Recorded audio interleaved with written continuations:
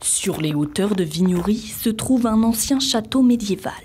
Érigé en 1490, il ne reste plus qu'aujourd'hui le donjon du XIIe siècle, la tour au puits du XVe siècle, la tour canonnière et les courtines sud classées monuments historiques. Chaque année, depuis 2003, l'association Histoire et Patrimoine organise des chantiers de jeunes bénévoles. Durant 15 jours, des volontaires participent à la restauration des vestiges tout en perfectionnant leurs connaissances de maçonnerie sur le terrain.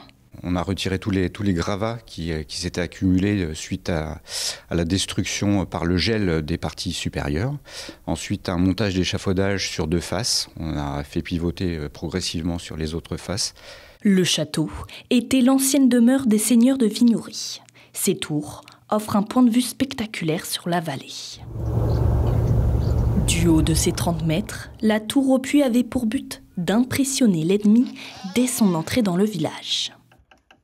L'architecte a quand même voulu manifester les ogives, donc on les a simulées non pas en pierre, mais en bois lamellé collé, pour que le visiteur puisse se rendre compte du volume de cette salle.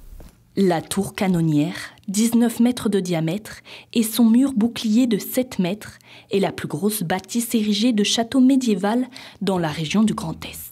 Donc il n'est pas une maçonnerie définitive, c'est du rocaillage qui est destiné à maintenir la maçonnerie ancienne. Au total, 32 bénévoles venus de toute la France, et plus particulièrement de la région Grand Est, se sont investis dans la restauration de ce patrimoine haut-marnais.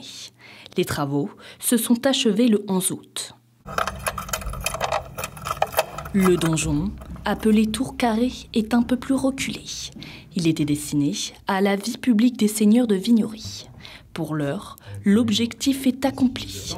Le chantier 2024 des remparts est achevé et la structure de la tour canonnière est consolidée. Les travaux se poursuivront l'année prochaine sur une même période de 15 jours.